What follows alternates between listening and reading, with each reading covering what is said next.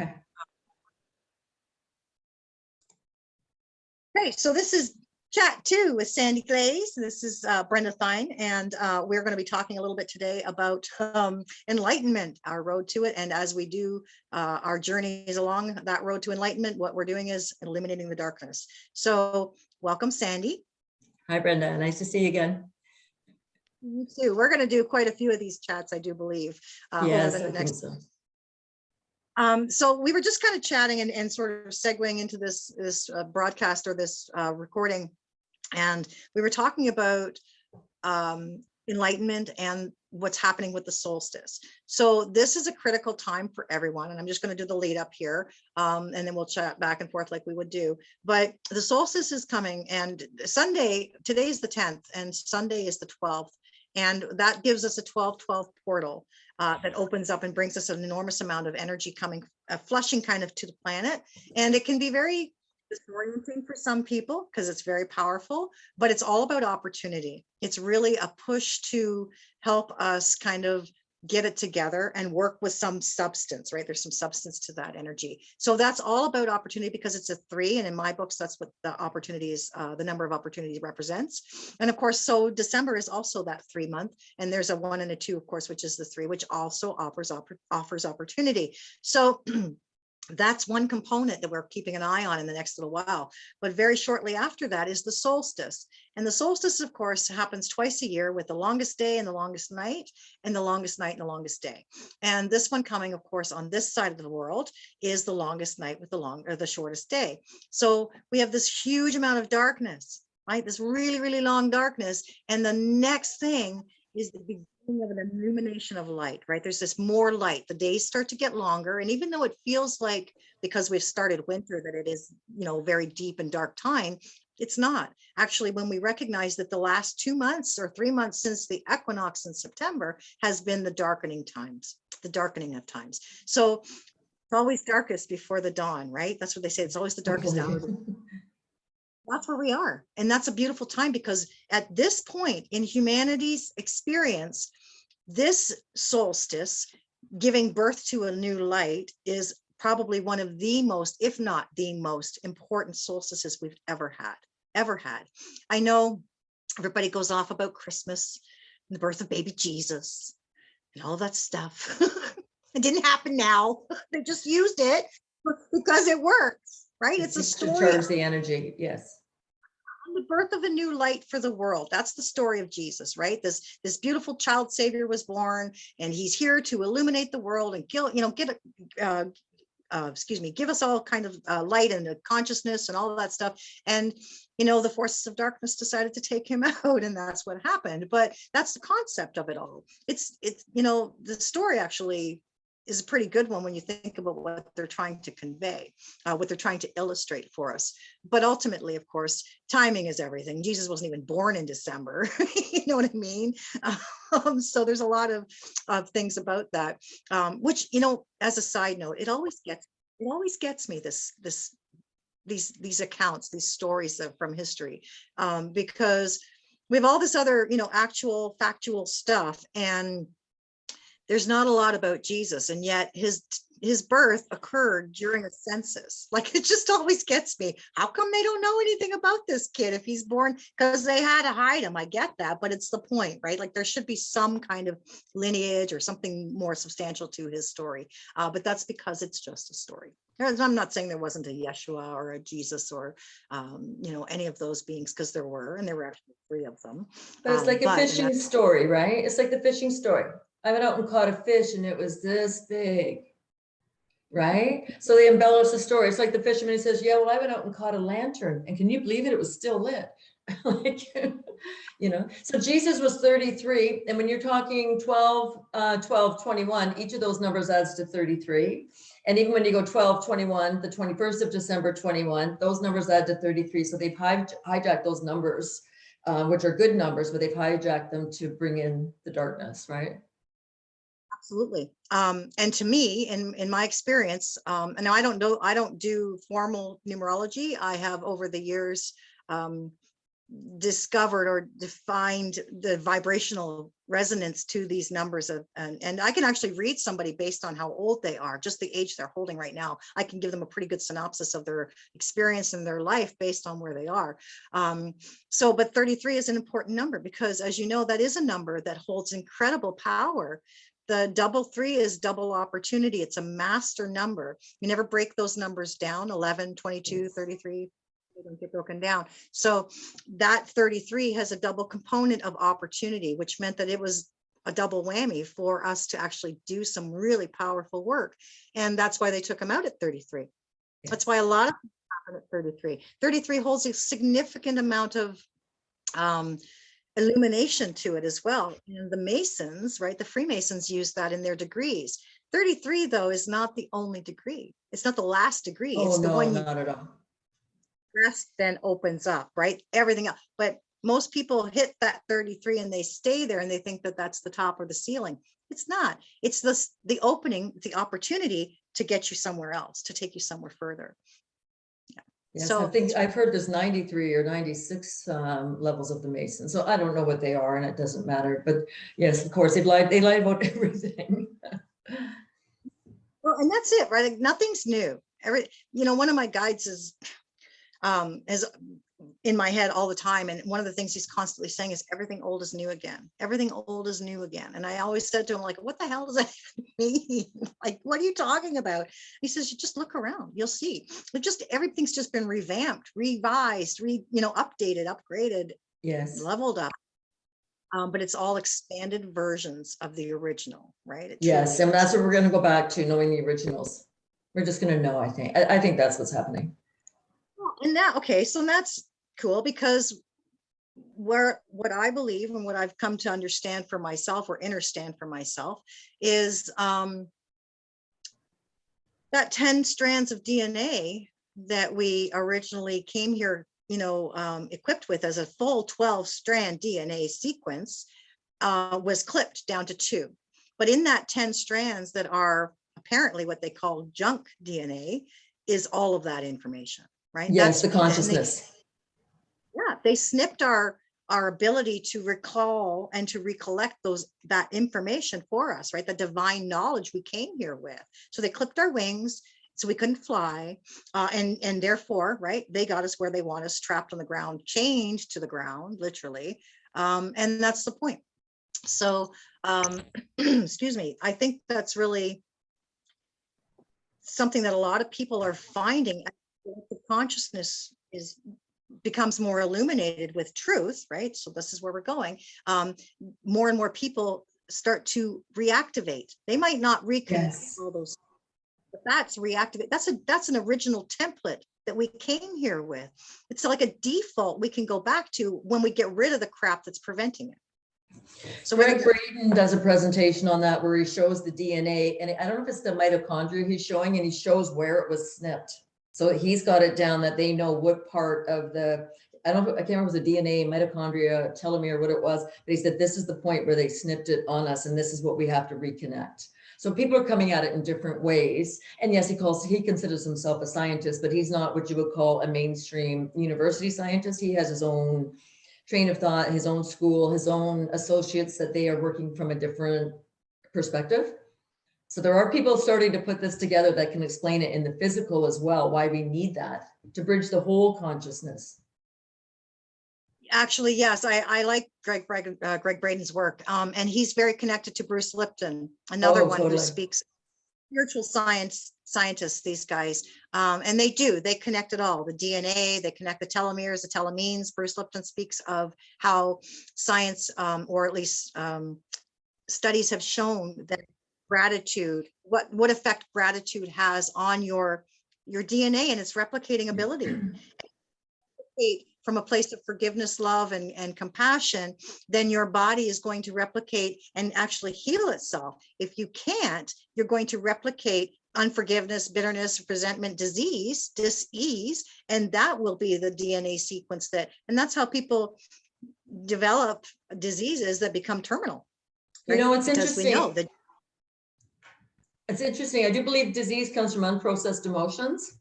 and not being able to clear those energy blocks. And I do like Bruce Lipton, but I also noticed he's always on the positive side. But then we also have to look at it that the darkness is injecting things in us. We did not create this reality. There's a team of people, energies that are dark, and they have a dark agenda that it was all hidden. So they had an agenda that was nefarious. We shouldn't, so the way he talks, he doesn't go in looking for the darkness and saying this has to be exposed. He stays with the light. And that's okay if that's his, I don't want to say spiel, because I do like him. I'm very impressed with Bruce Lipton. That's his focus. But we also have to know, and this is what we're talking about, illuminating the darkness so that we can call this out. So we can go there. And I think it's going to be almost a dance between going between the dark and the light, going between when we have to work on the micro ourselves, and then we go work on the macro, and then we realize, oh, here's another block, go back and work on the micro. But being energetically spontaneous and agile, so we can go between the different emotions. You know, like sometimes you need to be in sadness to feel whatever it is you're releasing. Maybe somebody did something that you're not happy about. It doesn't mean they hurt you. Maybe you think they hurt themselves, and you feel sadness. So feel the sadness, but then it doesn't mean you stay there. You can still be, you can still look for gratitude, but don't, people, they bypass the feelings that leave them sad. And I'm not saying stay in them, but feel them too. They have something to say. The idea is that you don't get thrown off your energetic center as you're feeling it. Just feel it. What is it telling you? It's information. So I do quite like what Bruce is saying. Yeah. But I've seen people who have psychological reversal. Even if they think they're grateful, they can't because their energy is flowing backwards. So I love what he's saying, but there also is time when you have to dig a little deeper to see if there's an energy system that needs to be changed. The flow needs to change, or the block needs to come out. You know what I mean? Like there's a little more to it than any one person, including me, anybody knows. Like we all have a piece of it. Absolutely. No, I totally agree with that. And interestingly enough, I just did another radio show on the weekend on Friday, last Friday, and we were talking about what we had learned from each other on this radio show. And this is one of my favorite native healers, teachers. And she taught me that, you know, because for a long time, I was a firm believer you didn't need to relive anything to release it. And you sure as heck didn't need to feel it to heal it. Until I met her, until I met Diane Hill. And I love Diane Hill.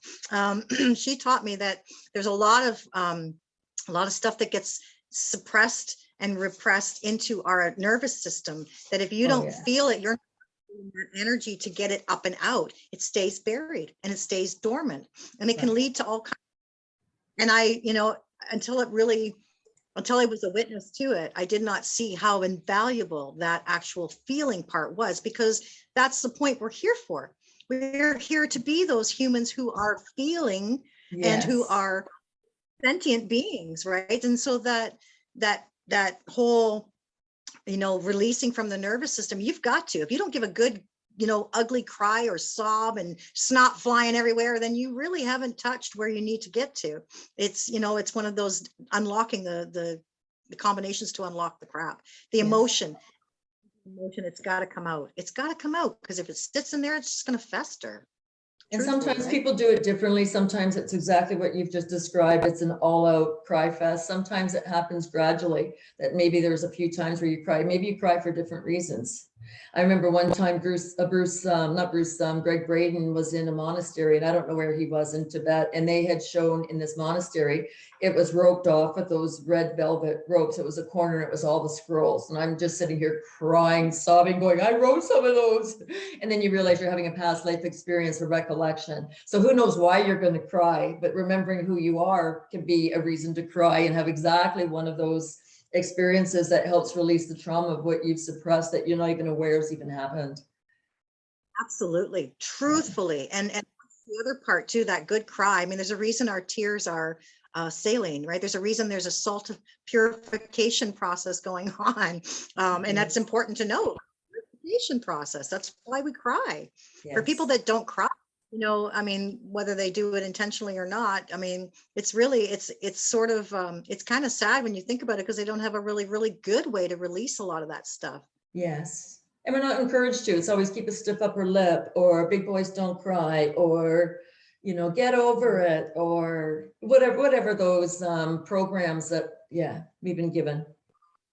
Yeah. Right. And that's I've met some men in my time who are incredibly connected to their emotions, who are very okay with crying.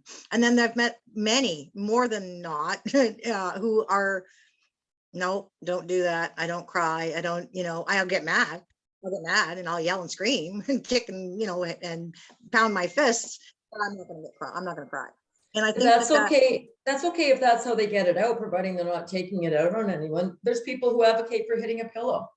So it doesn't, as long as you're expressing and getting it out. I've worked with a man one time that as we're going through and clearing, he starts going, ah, and I'm like, what is it? And I'm thinking, I could feel pain in the back of his head because of things he experienced as a child and witnessed. He was pinned down while things were happening, but steam was coming out of his ears. So he released the steam and sat here, not screaming, but just the pain in his head as he released the childhood steam and the anger and the pent up emotion. So he didn't cry, but he still released in his own expression.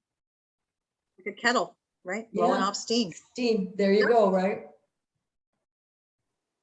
Whatever works for you, right? Like, Totally. I mean, seriously, if the job gets done, who cares how you friggin' do it? There's no right or wrong. So it doesn't matter if it's crying, it's processing and releasing it in whatever capacity works, right?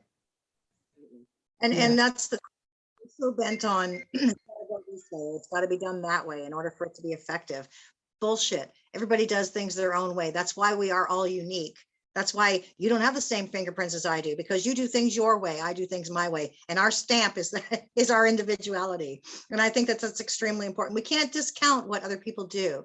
Sometimes we might think, oh, you could probably do a little more or whatever, but again, that's judgment, and it's coming from us. It has nothing to do with whether they feel good or not. Their idea, the whole goal is for them to feel better, and as long as they feel better at the end, that's all that matters.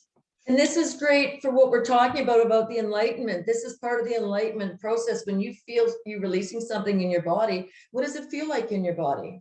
Do you feel lighter? Do you have a cramp that all of a sudden you don't have anymore, or you have a pain that's no longer there? So it doesn't matter how you do it. The idea is that you observe yourself doing it. And then that's what brings you to enlightenment and brings you able to feel more, because now you realize it might not be as scary to feel as you thought. And it just builds on it. Yeah. It's the shadow work. We come here with all these shadows, and the object is to get into those shadows, work them out, face the fear, right? Release the darkness so that you can literally be clear. It's like coming with dirty windows. You've got to just find the smudges and clean them off. And it seems simple. It sounds simple, but it's not, because some of that stuff is extremely traumatized energy, and it's been, because of whatever event took place or whatever. So we don't always have the wherewithal to look at it all light and love like that. Sometimes it's very, very dark and very heavy. But the idea is that we do enlighten ourselves, because when we're all clear and we have nothing left, we shine pure, clear, and bright. And so I'm always telling this whole thing is just a big old light bright. And all we're here to do, all we're here to do, oh, my battery's dead, is clean our peg. There you go. We're all here. So when the light shines from within, it is clear. It's completely illuminated and translucent, right? And that's what we're working on. Yeah. So let's talk about the duality just for a second of the shadow, because I am not trained in the traditional, whether you call that a mental health concept of clearing your shadow or spiritual work or whatever capacity you put in. There's a few different trains of thought or studies that use the same reference, but I also know the darkness. They call it shadow work when they go offside and hurt somebody else. So when I was at the Ben Levin trial, Clayton Ruby talked about our shadow side, and I sat there. He's the head of the Law Society of Upper Canada, and he's defending a pedophile, saying we all have a dark side, we all have a shadow side. And I'm like, you little snake. So he's using it as justification for doing evil. So it still comes down to clearing out your pain, but also knowing going forward that you have healthy boundaries. You know when one person's right start and stop. You know when your right start and stop, so that you can interact successfully with people, knowing when it's your right to protect yourself or your right to allow somebody else to make a decision that's right for them. So here's part of the duality and the double-edged swords.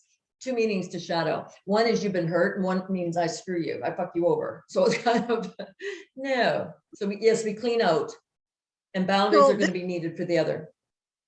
And that's an incredibly important point to talk about, because one of the things that I was saying to somebody else was the darkness has two components, two elements to it, right? There's the darkness that is just dark. It's just darkness. There's nothing wrong with it. It's not bad or evil, but then there's the evil. So, Yes. but you're talking difference between dealing with the shit inside and dealing with the shit you do. And Totally. that's a really totally important to note, because there's a lot of evil that reside in the darkness, and they carry out their nasty, nefarious acts there because nobody can see them, right? And most of the people like us are too busy staring in the friggin' light to see anything. Stare at a light bulb for more than 3 minutes and tell me what you see in the shadows. Go ahead, because you end up spots maybe. I mean, I love love and light. Don't get me wrong. And I've been like, I've lost a lot of clients through this experience because no, you're not all love and light anymore. Where's your cushy cush? You know what? I've never been one to candy coat anything, but at the time when it's time to sing, you sing, Yes. you sing the truth loud and proud, and you don't stop, because that shadow shit, that shadow shit is exactly what we're here to illuminate. And you cannot continue to carry out those nefarious acts in the darkness when it's time to let that be illuminated, right? When it's time to shine the light, say, no, this doesn't happen anymore. And they want to go, they want to go just as bad as we want them the hell out of here. Some of the demonics, yes, but in the physical form, I'm not 100% convinced on that. I'm not 100% convinced, and it doesn't mean I'm right or wrong. I don't have to be right. It's just my opinion. It's all it is. But some of the demonics want to leave, but some of the people are too invested in what their ego's still invested, that they have power over somebody else. So there's other components. It doesn't mean that there's not demonics involved to some level, but they are ultimately still responsible. You are the host of this body. You are responsible if the demons are in or out. You are responsible for casting them out. And if you can't do it, it's okay to use a facilitator to help you with that. But ultimately, it's your responsibility to keep it clean too. So some of these people who are, they have the demonics in them, or that's their excuse, too bad.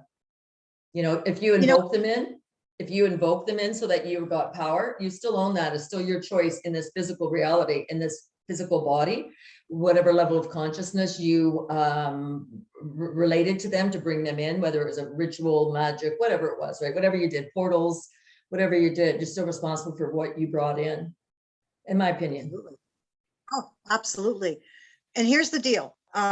This is one thing that is very, very big in my world and has been for a long time. So I work with, I don't know, about 10 years ago now, I asked for a guide to help me with my business, to help me with all this, you know, this navigating spiritual stuff and bringing it all together in a professional sort of platform. And I wanted to learn how to do coaching and stuff like that. And Merlin came to me. And the energy of Merlin, who is, you know, an aspect of a higher source, came and said, okay, you called on me. I'm going to help you do this. And I'm like, Merlin, like, really? I'm all into the witchy stuff. Like, that's great. I'm all about the wizards, but really, like, you're a coach? He said, oh yeah, we're gonna work together. And I've been working with Merlin now for 10 years, and he's been my main guide, like, all the time. But his thing is, and as I see now more and more with what I'm learning, even now, I'm like, you are too much, because he's been coaching me all along in things I didn't even know I was being coached in, you know, like I had no clue. So one of his big things is the words. He's here, he says, I'm here to help you learn to redeem the words. And I'm like, what are you talking about? Because the language was messed up. It was hijacked, and it was totally discombobulated and devalued, right? Like, they took all the valuable and all the power words out, and they distorted it all, is what they've done. So he said, I'm going to teach you the real words and what they really are meant to be. So started with things like coincidence. And I'm like, well, you know, that's just, and he said, no, they're combination words, right? So they started from something. I'm like, oh, he says, well, cooperating incidents. And I'm like, well, that kind of makes sense. He goes, it's supposed to. He goes, everything else you have is not making sense. Nothing makes sense. You've been taught it's not. So anyway, long story short, he's been big about the words for me. And I laugh because I have this tiny little dictionary.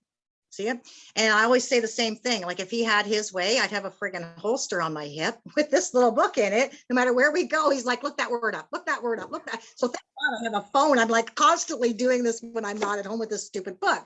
Responsibility is where I'm going with this. Responsibility. He says to me every time, what does the word look like? response ability. That is your ability to respond and only yours. If it's not your responsibility, it's not for you to respond to, period. If you're not able to do the response, it's not for you. And that really hit me because there's so many ways that that's been distorted, right? So many ways that we've been taught that certain things are our responsibility and they're not. They have nothing to do with the I that we are, the I am that I am. Codependent. It's the codependence that's taught instead of taking responsibility when it's appropriate for you and allowing the other to take responsibility when it's appropriate for them. Totally. And that's one of those deviations away from sovereignty, right? That they have Yes. done, leaded us away from our own ownership and our own ability to atone for ourselves and accountability, you know, and that whole spiritual integrity is what we're talking about. They've dislodged it all so that we don't even, we're just all screwed up. It's like the First Nations and the indigenous communities. What do they call them? Original. Meaning not original. And that's not the case. So there's so much distortion in the English language, and learning how this works and what it was meant to be originally helps us, like you said, reclaim our sovereignty, but not be conned by their games. Absolutely. Well, and this whole thing is just one big fucking psyop, pardon my, it's been one big whole psyop the whole time. In fact, forget the whole, you know, we're going to work our way down the rabbit hole a little bit to even commerce law and how we all got hijacked with the maritime admiralty and all that stuff. How about we go before that? Because the original plan was, let's create a big old mind fuck for everybody and see how it plays out. Right? We'll take this darkness and we'll see if we can get it to bounce back up and illuminate. Let's try. And all kinds of crap to make it really, really challenging for it.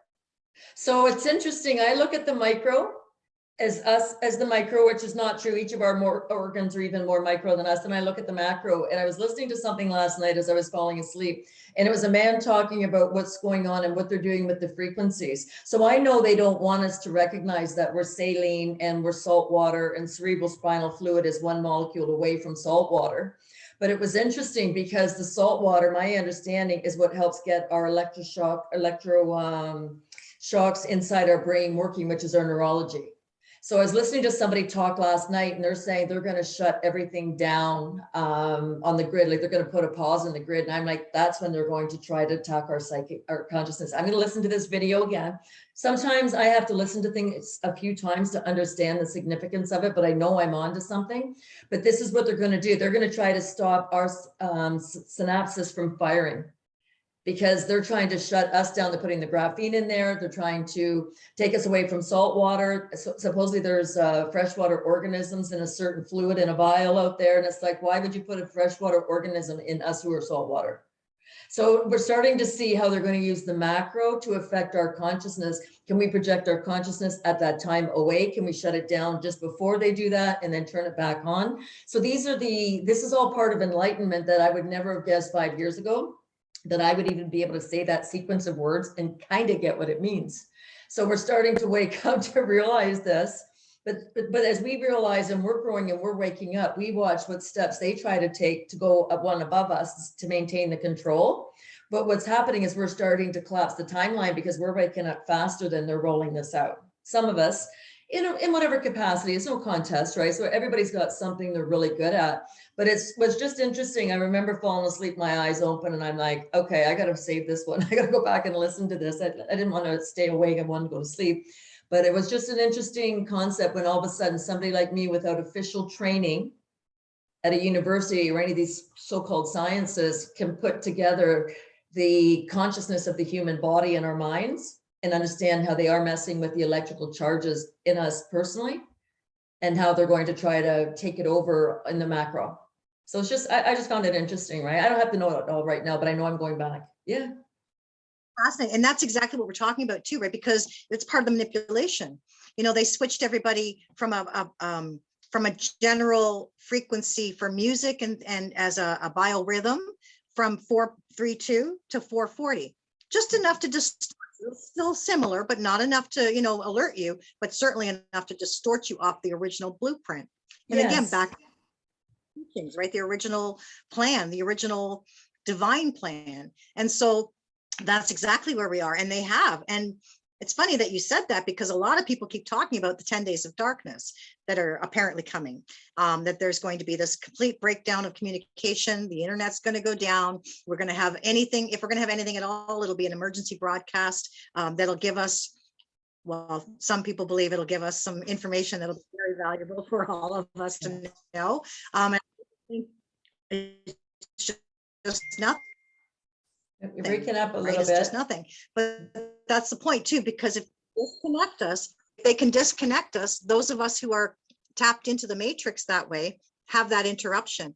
And then we are reverted back. And they're hoping for those, especially who had the shot, to be automatically rebooted, literally rebooted into their system, onto their new grid. Yes, right.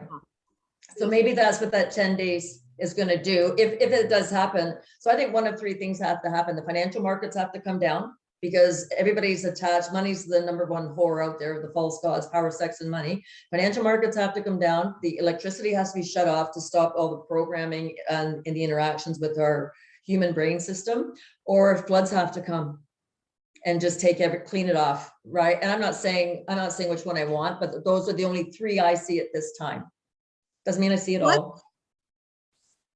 Technically, over the course of history, floods have been the way it's been done.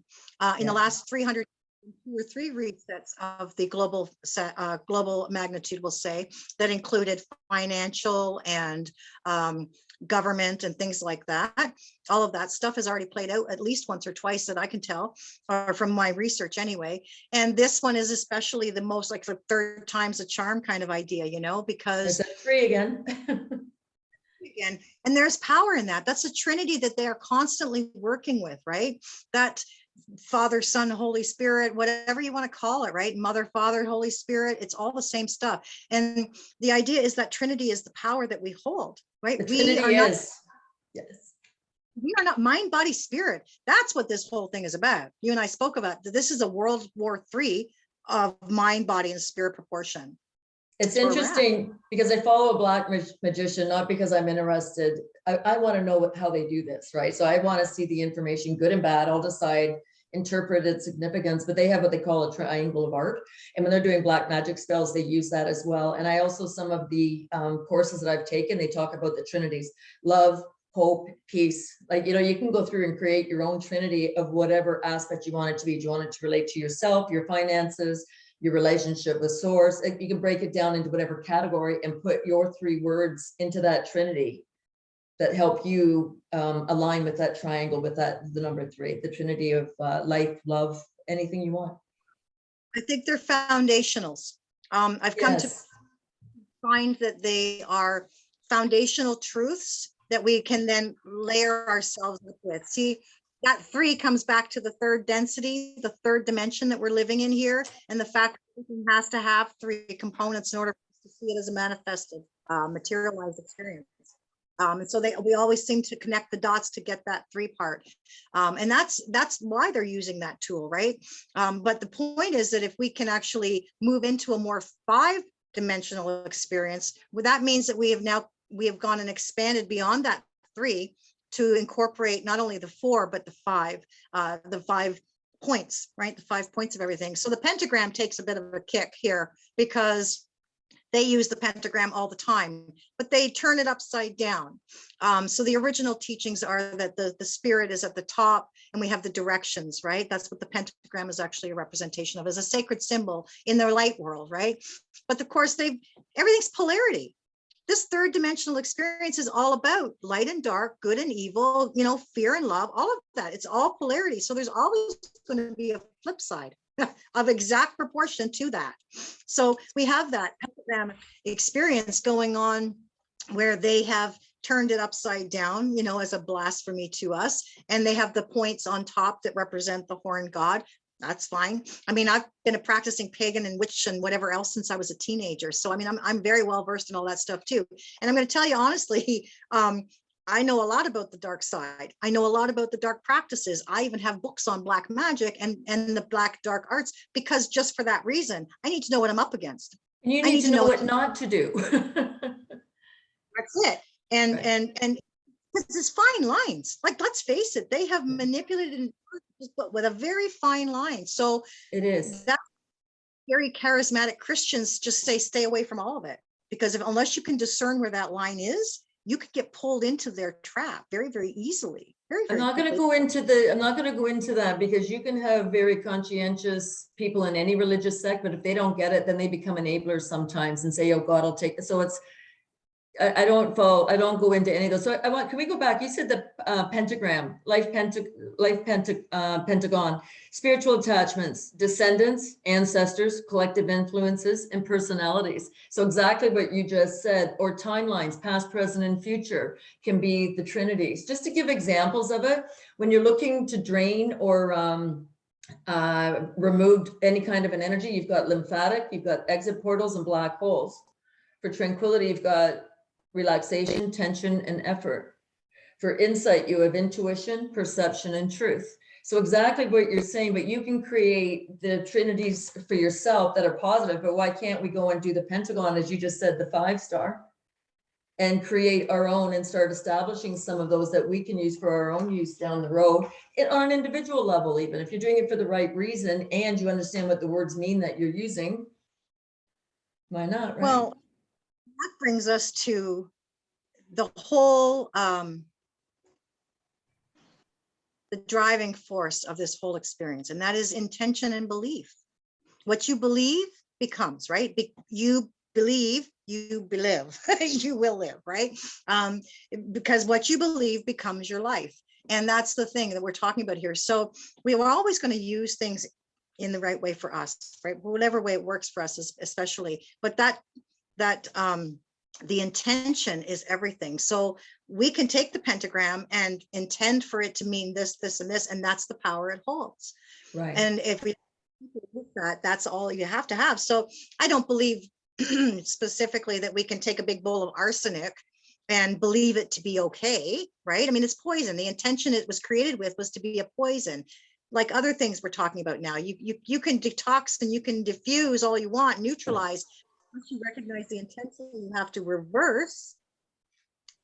You're not getting. I think we're going to get into the point we start transmuting some of this stuff up. Remember when they talk about transmuting lead into gold? And I think I've talked to you about this immune-based healing when it talks.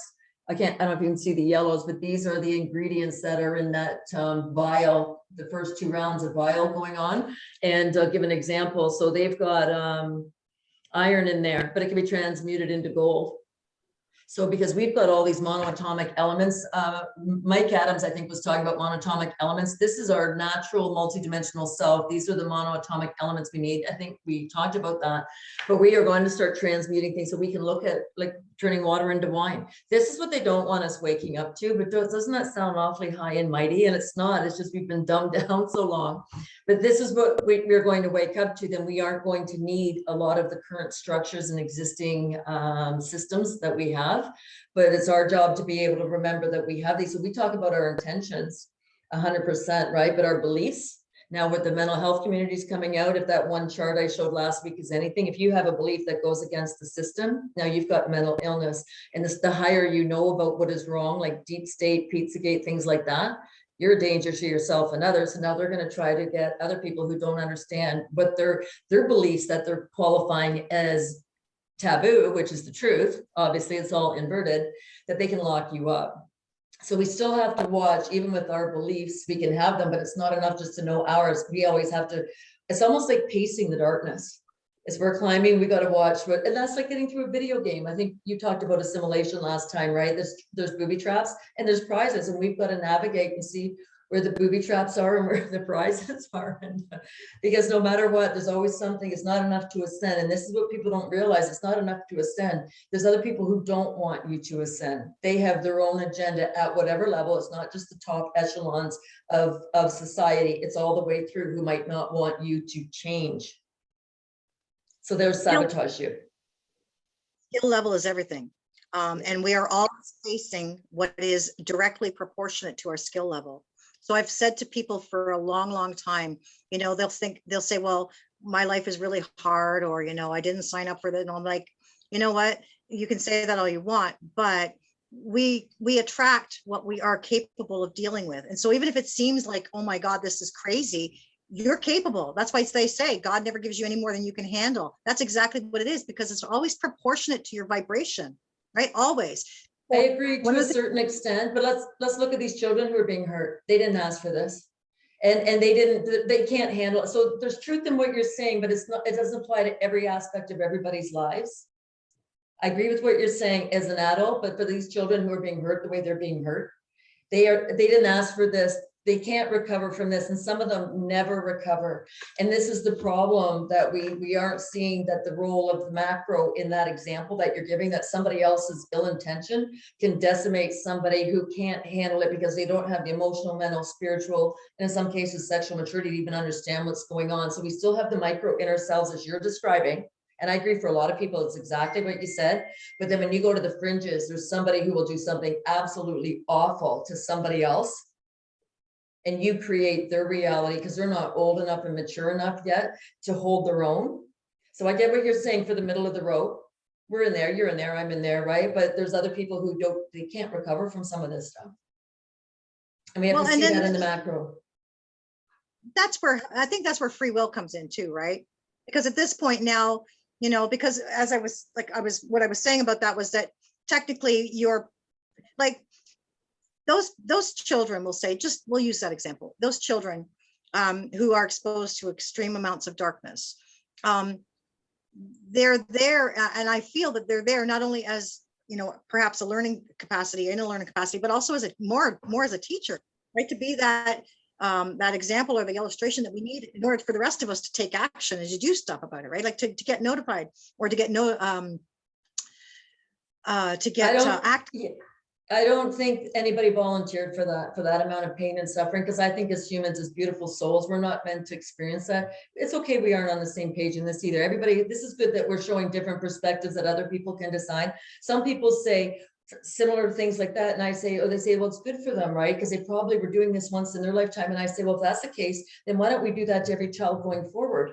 And they go, no, well, it was wrong then, or it's wrong now. We can't, when we look at it in the past, then why are we trying to stop it if it's not bad, if they got to learn from it?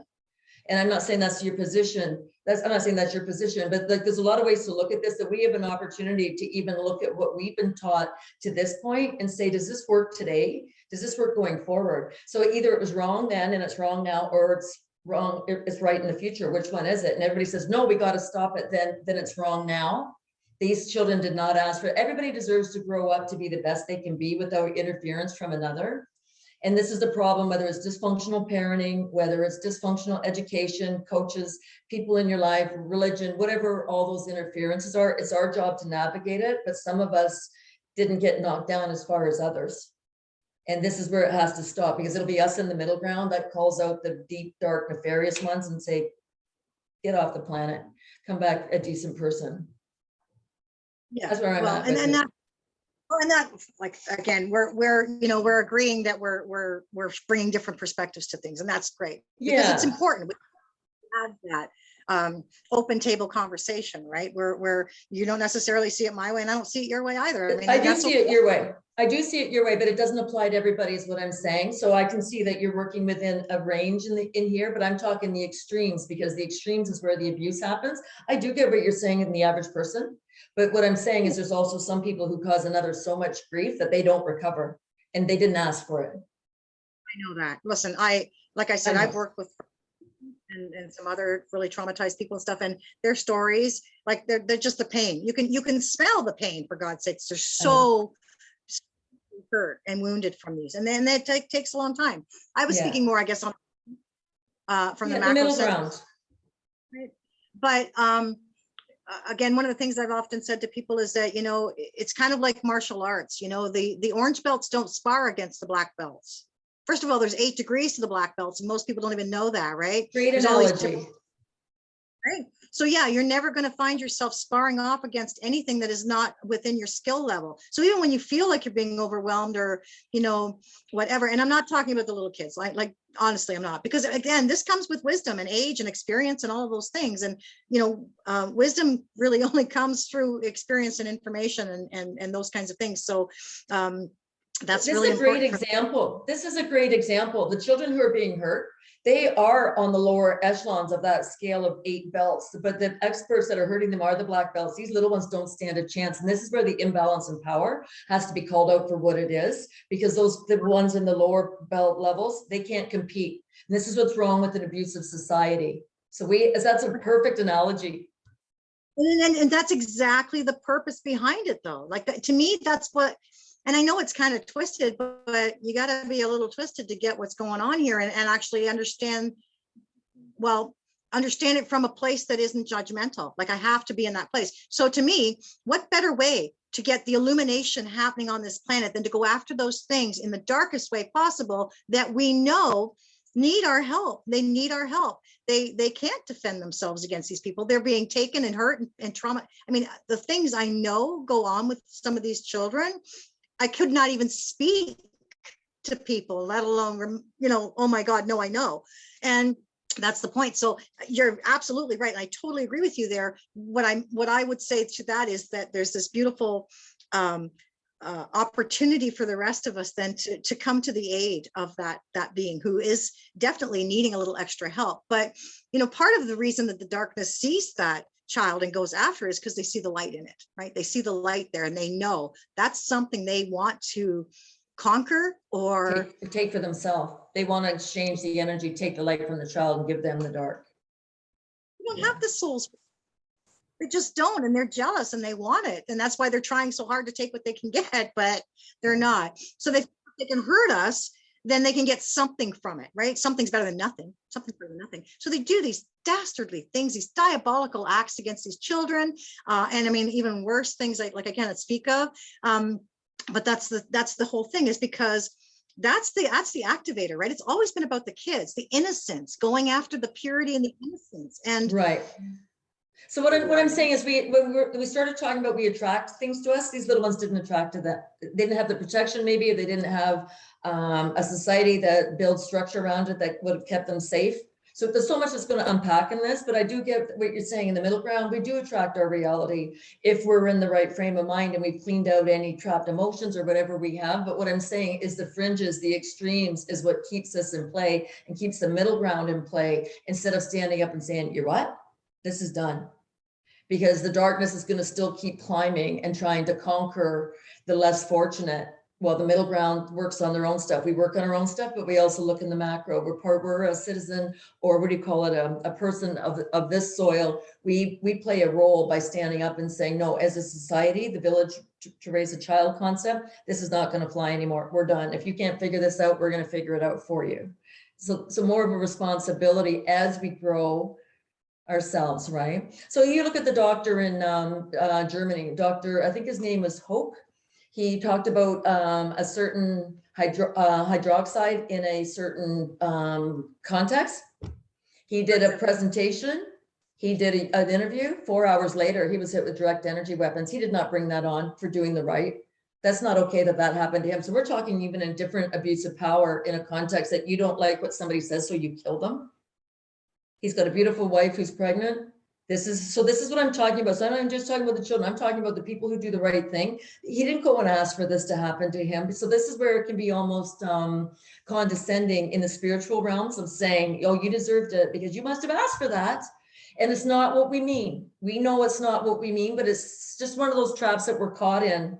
I get we create our reality, but when you try to do the right thing and stand up against the darkness, you might as well put a bullseye on your back. And that's wrong. Oh. We have to protect the adults too, who are standing up. Well, and here's the thing, and this is where I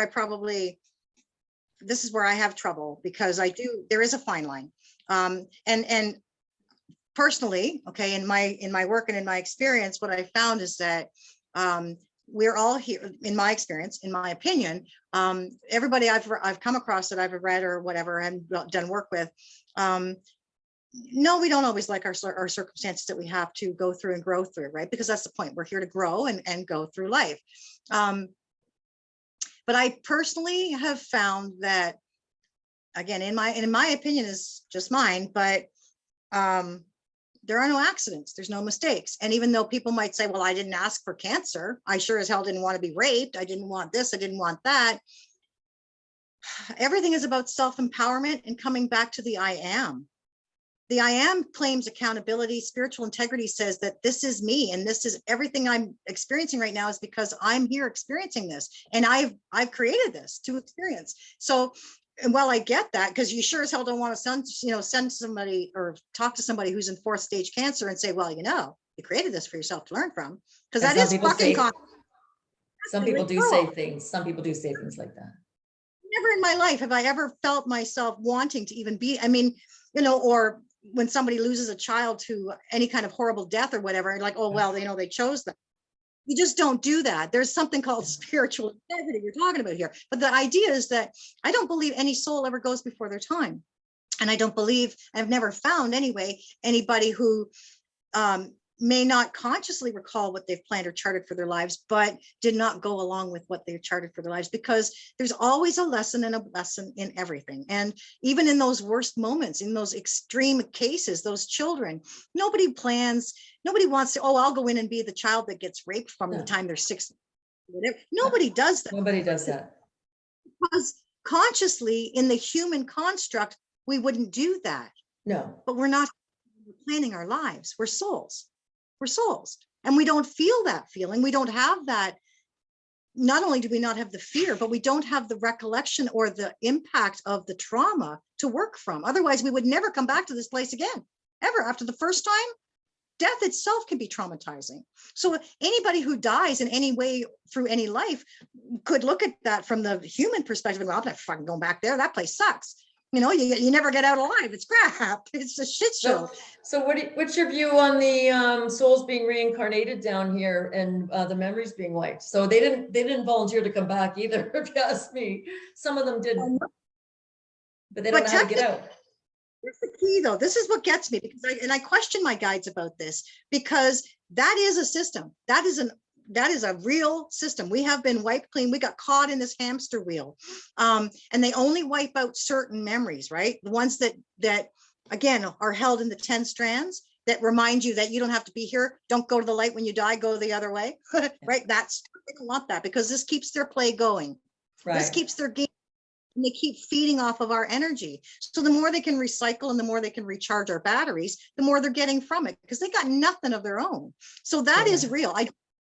But I also, like everything else, it all comes back to belief. If you don't believe in hell, you'll never go there. It'll never exist for you. If you do, there are people who've said, oh my God, I went to hell and it was awful. Yeah, and it was probably hotter than hell. Hot, right? But that's the point. If you don't believe it, it's not real. So there comes back to that intention and the belief.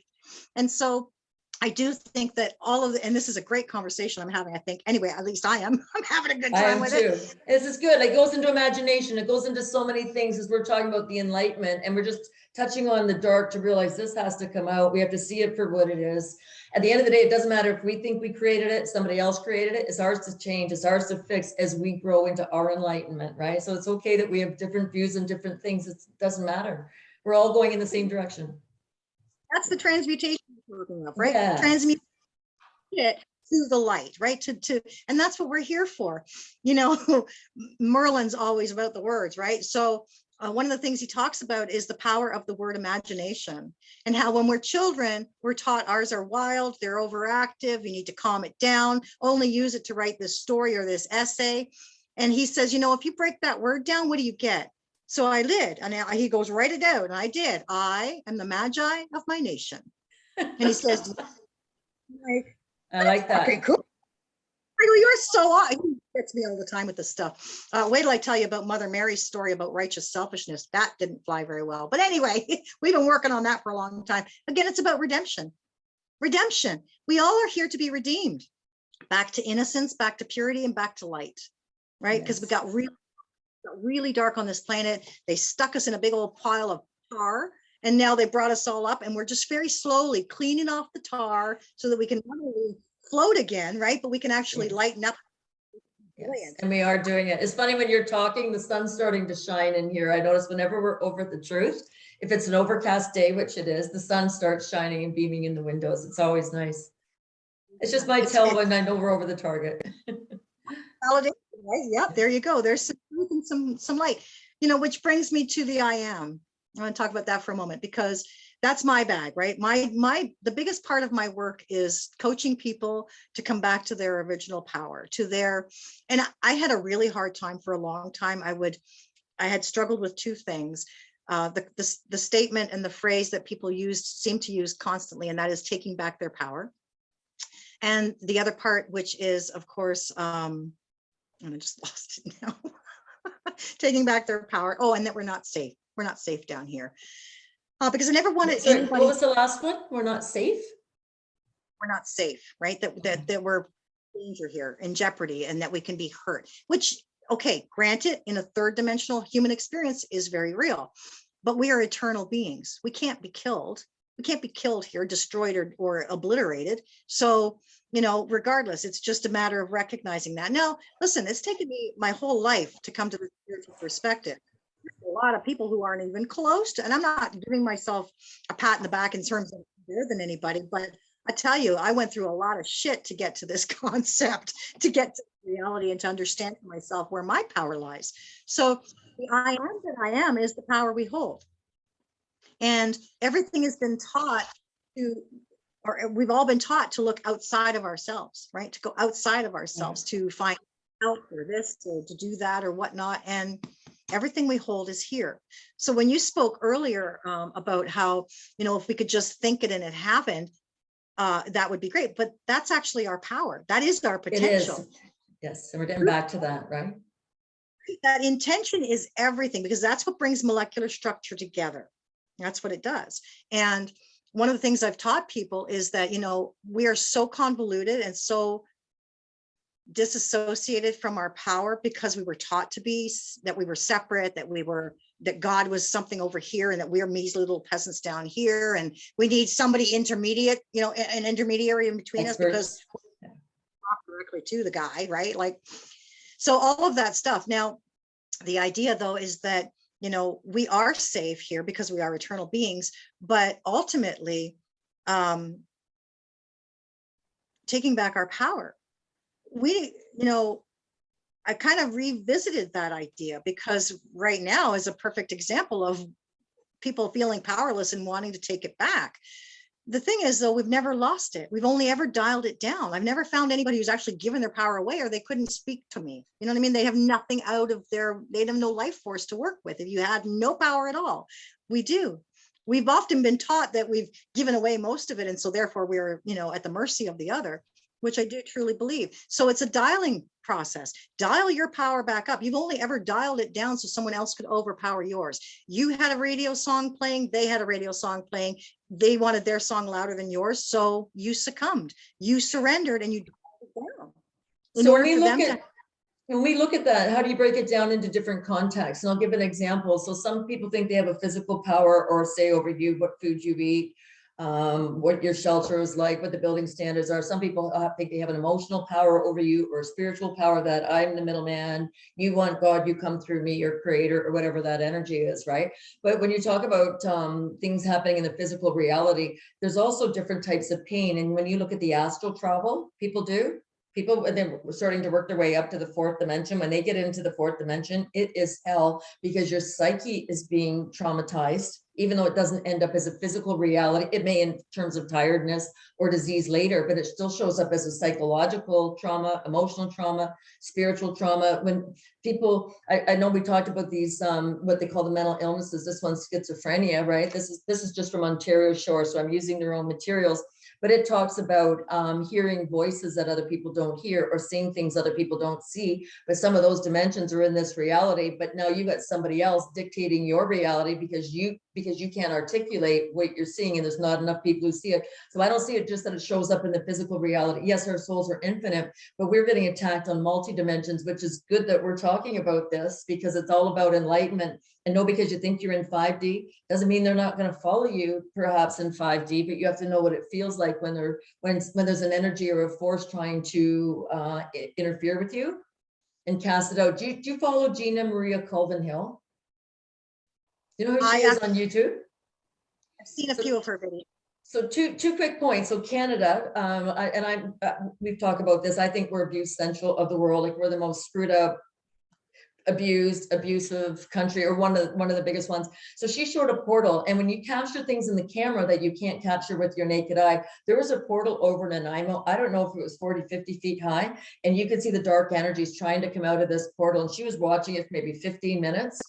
This was wild. So we're starting to capture it on the cameras because the cameras are everywhere. She also did one in Quebec, the port of Quebec, and it showed an energy over a building trying to land in the building. So there's so many things we're not even aware of yet as part of the enlightenment process. So I get what you're saying about things showing up in the physical, but when we open ourselves up to know there can be influences in the other realms of consciousness that are not visible to the naked eye, then we realize we're up against a big force. I believe we're going to win. I believe in a lot of ways we've already won, but we still have a lot of work to do in the cleanup. So I agree with a lot of that.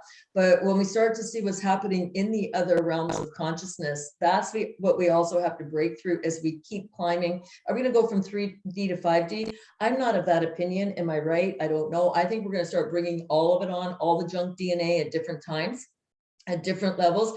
And because of our personal interests, we're all going to come at it. Maybe somebody will bring on strand 3, 5, and 7. The next one, 4, 6, and 8. It does not matter. We're all growing together.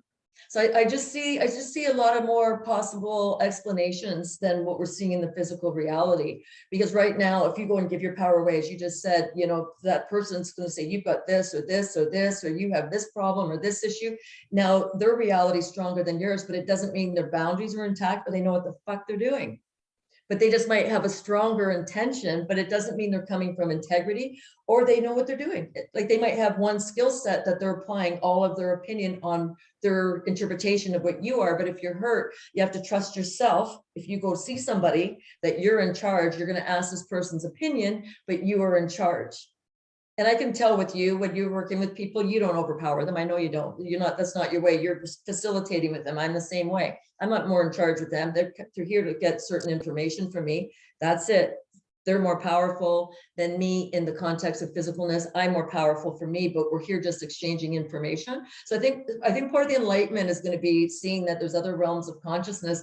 And as some of these younger spiritual people come up and say, there's a lion outside, on some dimension, that might be true. They are seeing that, but because you can't, and like when I say you, we can't, or our eyes have been damaged or altered, doesn't mean it's not true. So I think it's going to be interesting watching us. I don't want to say coach the younger ones, but like be the guide rails for the younger ones when they stand up and say, there's a ghost in my room. They sit down with the mother and you say, there's a ghost in her room. This is the problem.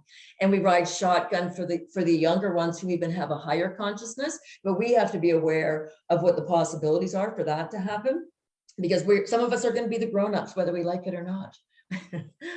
Right? So this is what I see. This is what I see coming in, but there is pain that happens in other dimensions, whether it's the astral travel, and you might not get a physical, sometimes you do end up with physical marks in your dream state. You wake up and you've got scratches or certain things are happening, but it still causes a pain. If it causes a fear or causes an anxiety, it can still be harmful in one way or another, right? So I think we're in for some amazing times coming forward. As the physical crap show falls apart down on planet Earth, what's going to be the consciousness levels that we achieve as we strive to bring in the other strands of DNA and, work together even on our own? Consciousness. It's all about consciousness, because it's the consciousness that we are trying to enlighten here. We're just doing it from a physical. And I don't know that I've ever heard anybody in any of my spiritual realms ever say this has been done like this before. Ever, anywhere, in any planet, on any planet, in any galaxy. That's why this is the hottest ticket running. That's why we have almost planet. You can't get a ticket to be here right now unless you already pre-bought. Like, you're just not getting in, because this is a set deal already. And those who are here working this stuff, are here with that. So, even coming back to the Anunnaki recycling center where they bring you in and they wipe you clean, all of that, we knew that coming in from a higher consciousness. We knew that because that's lower density energy. That's all lower frequency crap. So we could see it, but we know if we don't get in there and get shit done, it's never going to stop. So we come back in, we allow ourselves to move through that damn hamster wheel until eventually we are so thrown through it that we come out and we go, wait a minute, I'm done with this ride. This place sucks. I got to do something to get out of here. And that's the point. And then you realize, well, I can't just leave by myself. I got to bring other people with me. I can't just leave them. This is so interesting what you're saying. So I'm identifying exactly with what you're saying. So I'm assuming there's two types of consciousness: the people who get trapped and get wiped out and come back and get traumatized or have to figure their way, or the people that did make it out, the souls that made it out and agreed to come back. So there's two different groups. Neither one's right or wrong, good or bad. It's not, I'm not putting it in position for jockeying for position. But as you're talking, I'm thinking, I was told I didn't have to come back. And I said, I've got to come back. And they go, you don't have to, you paid your stuff. And I still chose to come back, right? The masters do their thing. What good is being a light to shine if you're not here to illuminate darkness? I know. What is the purpose of a light anyway, if not to illuminate the darkness? So we come here knowing full well it's a crapshoot and it's a shit show, but we're here because we know it's also not just the hottest ticket running and the most incredible reality show you'll ever end up in, but also this is the biggest, most incredible event to ever take place in any system anywhere at any given time ever. And to me, you know, it's worth it being here. We are the masters who came to show what it means to be a master. Screw your darkness. I'll show you what transmutation is all about. Yeah. I'll snap, your curse is gone.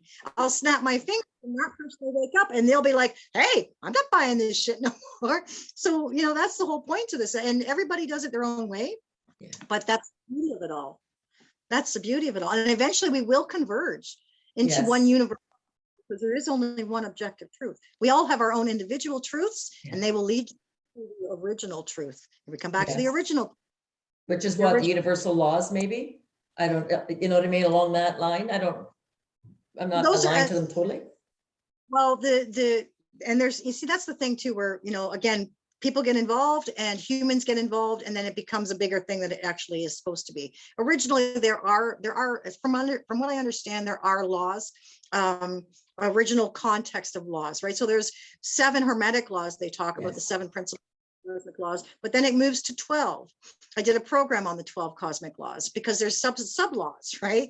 And then some people talk about 108 sub laws that come off of those. Those are just fractions. Those are all just aspects of the same. So the 7 laws, what we need to know.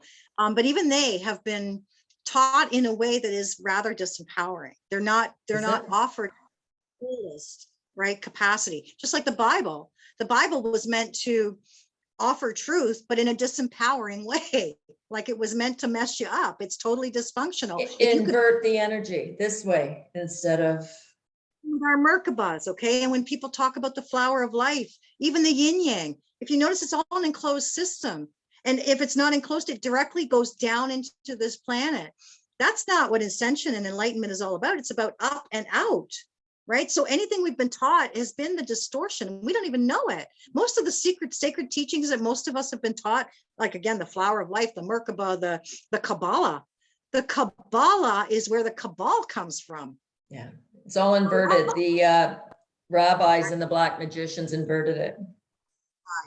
They bastardized, humanized it, and they discombobulated it all. So we think we're doing the right thing, even when we work with our Merkabahs and all this stuff. But if you don't really realize what's happening there, you're just feeding their system.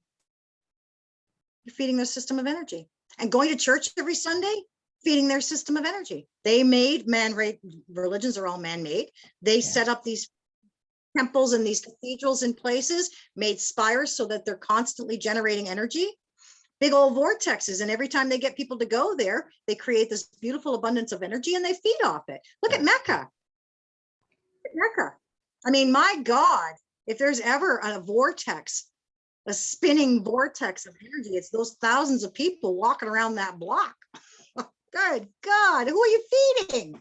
You know, I know. And this is what I hope is part of the reality that we do come into terms with as we start to understand how the earth energies actually work so that we can align with them. And either one, if they're not flowing in the proper direction, work on getting the energies flowing properly, but knowing how to connect to those energies. It's interesting. There's a product in Canada. I won't say the name of it, but it supposedly harvested minerals from a bog, a 40,000-year-old bog. So mineral beds are always by quartz beds, crystal beds.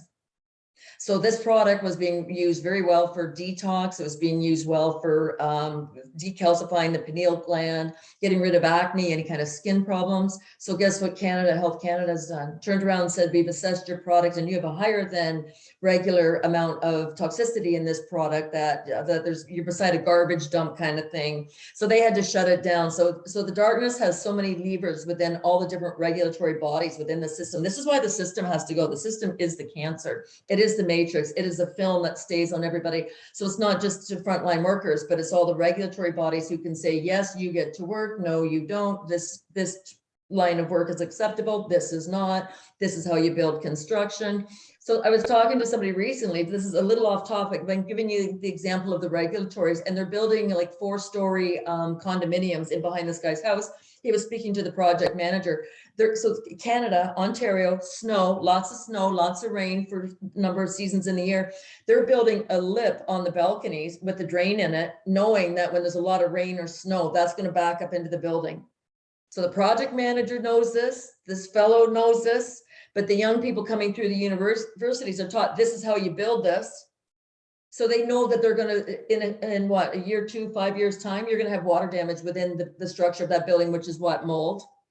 So it's like everything, it's all intentionally designed to destroy the fabric of what makes us shine. So we're looking at this, not just the darkness of the super darkness, but we're looking at absolute stupidity within the people who are teaching this information. So we're all getting flat roofs now. Well, what does that do to remove the snow when you live in snow country? But they want to be able to slap their 5G towers on it so that they can create electrical grid with flat roofs so that those signals can fly a little easier. So we look at the whole nefarious agenda as not just the super darkness, but the moderately, I'm going to say moderate, I don't even want to call it moderately dark. I'm going to call them moderately passive, stupid order takers who are just following and doing what they're told without stopping to say, where do you think the water's going to go? Oh, the drain, right? Critical thinking. And they just don't want you doing it. They just want you to do what you're told. Yeah. Oh my God, So Stan, I'm here, but I want to tell you, this last 2 seconds here has just opened us up to 2 more shows because 2 more calls because I want to talk to you a little bit about the whole illusion that we're living here, right? This whole construct of a system, not just even a legal system, but the life system that we're working with here, right? This whole everything, this whole show, but also, excuse me, well, whatever else, it was just coming from that too, because there was a lot of stuff that was coming into there. But we look at the construct of the regulatory bodies. You look at Health Canada. Health Canada says, you're right, we shouldn't eat 1/3 of a plate of grains. Now it's only 1/4 plate of grains, but they won't say glyphosate's a carcinogen. So what purpose do they serve? So we have to start looking at the regulatory bodies and the layers. If we look at the dysfunction that's in here, I'm just going to use this for an example, but they've got so many layers up. So if this is the people, this is the front line, this is the regulators, this is the supervisors, then you go into the people in charge of all the different industries, then you go up to the people you never even see their jobs. So there's so many layers of this that have to be called out. And sometimes you chip away at the top and sometimes you chip away at the bottom and point out the absurdity of it. I was speaking to somebody about some essential oils that I use. And I said that Health Canada wouldn't allow certain oils in that helped you process emotion and deal with your feelings. So this is important to know how important our feelings are. You get to decide what essential oils somebody uses because forgiveness is harmful. What about present time? What about inner child? These are all harmful concepts. So we look at the regulatory bodies. They do not want us coming into ourselves, into our higher emotions. They don't want us clearing this energy because when we're upset and down, we're harvestable. I think I just made up a word. Is that a word? Harvestable? Can't be. Word, right? We're just prey.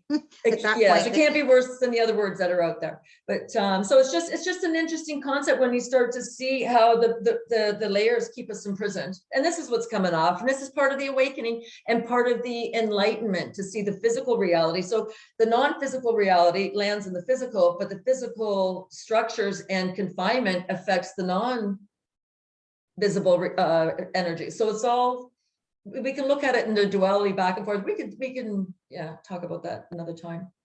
how many more shows or talks we can do here, because I do want to talk about matrix system stuff that's going to go, because it's all gone. It's going to go, and when it does, we're in a whole new world. But exactly what you're talking about here, like this whole moving beyond, expanding beyond, we're talking about jurisdiction now. And when we talk about what jurisdiction, now we're going to get a little combination going on here with commerce law, because that's how we get out of this matrix. That's how we collapse the system, is when we all leave the game, there's no game. And that's the point, is people don't realize that, right? Like they think, oh, am I going to get out of here? Well, I'll tell you how to get out of here. You just got to be able to be willing to do it. Yeah. And all extractors says, if there's no players on the field, they got no game going on. And that's the key. So this matrix, these regulatory bodies we talk of, like, who gave them authority anyway? And why the hell do we let them have it? Who says you can't? They took it, and we didn't realize what their game was. We didn't understand their intentions were nefarious, whether it was an individual or a collective. Now we understand they do not have our best intentions at heart. So now we look at dismantling it. Brainwashed all day long, and that's a whole other call right there. We should get going. Doesn't take long for us to fly through an hour. We might have to make these a little longer. But I'm really enjoying the conversation, because it's nice to have someone to back, even if it's not always exactly the same. I mean, and what fun is that anyway? Not even that. How do we learn? How do we learn if we don't hear somebody else's perspective? So this is great. Yeah, it's all good. Absolutely. So I appreciate your time today, my dear, and definitely yours too. And, we'll throw some more ideas out there, but I would like to talk about the illusion that is this experience, and that we're all waking up from, how we can dismantle the system, and how we can actually get out of it, and not just dismantle it, but, basically eliminate it, right? Completely transmute it to a system that, if there's a system at all, a good system, right? An enlightenment system. And that's what we're talking about, quantum stuff, financial system and things like that are being implemented, and the layers, right? The fourth dimension. To me, I find that we're living already in the fourth dimension. It's a place of chaos anyway. This seems pretty clear, pretty chaotic. In a lot of ways. Right? In a lot of ways it is. Yeah. Uncertain. Well, that's the beauty of creative potential. There is no certainty in it. It's just pick and choose. This is a powerful time for all of us. This is the time. And when we look at life, so say that again. I was going to say, this is the time we're here for. It is, right? And when we look at what it means to be human, we start rebuilding, hey, what were we supposed to do? What are all the aspects of life that are important to us? Then we can start rebuilding the model of what we're aiming for instead of what we're trying to get rid of. So we're going to spin the spiral upward again, right? So all good. So that, my friend, that's the truth. It's the way to do it, right? So Brenda, where can people find you? Maybe we can finish up. I know we're planning on that. So where can people find you? Can you share some information? You can go to Brenda Thine, excuse me, BrendaThine.com. That's my website. It's nothing fancy, but it's just where you find me. Or you can find me on Facebook. When I'm not in jail, I can answer you. But I'm also on Telegram at Brenda Thine, and also on Gab as well. These are free platforms that are free speech platforms. And so people like me, we like those ones, because you can talk about things you want to talk about without somebody, once again, in the matrix pulling you down and telling you what you can or cannot say. And that's not what God created me to be. I'm a sovereign being. Take it or not. And as far as I'm concerned, if you don't like it, take it up with Creator. Totally. That's your dealing with really at this point. So yeah, you can find me at brendathine.com, and I look forward to anybody. I do readings and healings and coaching, and I have wonderful programs that I help people with. We do all about self-empowerment and enlightenment. That's what we're here for. Truth. Totally. Right?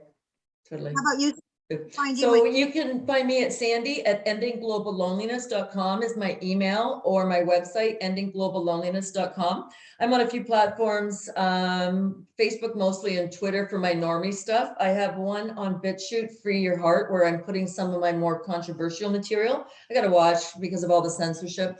But same thing, coaching. So I don't look at it, I don't call myself a healer, but I facilitate people clearing their energy, and we do variations of similar things. The idea is that you do step in your power and know how beautiful and magnificent you are, that you are the one you're waiting for. So sometimes it's a matter of helping clear out past experiences or assumptions people have about themselves. And sometimes it's about putting new experiences in and new frequencies so that they can feel the range of what it feels like to be positive without, just feel it for what it is. So you can start to sense your energy. And as those senses come on in our body, we have the 5, but when we start to feel it, then we start bringing our 6th senses in, which is all our knowing, our intuition, some of it can be compassion and empathy, but it's like when you hear the voices, the clairaudience, do you trust that voice? Is that voice here for your highest good or its highest good? And start to use your discernment skills, because this is the path to enlightenment, as we're talking about.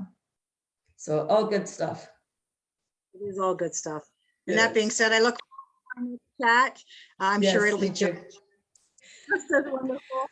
We'll be in touch this week. You also have a big interview coming up this week. Do you want to take a second and talk? Are you comfortable talking about that? Because I'll share that on my platforms. Absolutely, sure. You know what? I'm launching 2 new videos, sort of platform kind of channels. One of them is called "To Thine Own Self Be True." Totally fine. That's my name. And of course, the I am that I am. So that's a combination. And it's going to be interviewing people who have stayed true to themselves, who are here as the I am that they are here to be, and who are really pushing that out there for people now because we need it more than ever. And the other series, and so on Monday, excuse me, I have an interview with Alex Collier. He's my debut with this whole thing. And he's an Andromedan contactee and has been doing this work for like 35, 40 years now, getting the word out about the Andromedans and who they are, what they're all about, star nations and whatnot. So I have this really awesome launch kind of deal with an interview with him on Monday at 4 o'clock. If you're looking for the link, you can find it on my Facebook page and also on my Connections Resource Center page on Facebook. And I'll put it on the YouTube. I'll put it on YouTube as well for people who want to tap into that. I'm so looking forward to that. And the other series is going to be literally teaching everybody how to get out of the matrix and how to do it the way that's meant to be. It's one thing to discover you're in a game and that you're a pawn in it and to say, I want out, that's fine. But it's another thing to actually find the way out and then hand in your chips and say, give me my fucking stuff. I'm out of here. Pretty much. So that actually is for thine is the kingdom, the power, and the glory. That's what that was. Beautiful play on words. Beautiful. Okay. I love Merlin. Anyway, God bless everybody. Enjoy the 12/12 that opens on Sunday. And of course, working towards the solstice. Keep yourself grounded, hydrated, and breathing calmly. Yes, totally. Totally. And this is the best is yet to come. Looking forward to it, Sandy. Take care, my dear. Yes, you too. You too. Bye-bye. Bye-bye, everybody. Bye, everyone.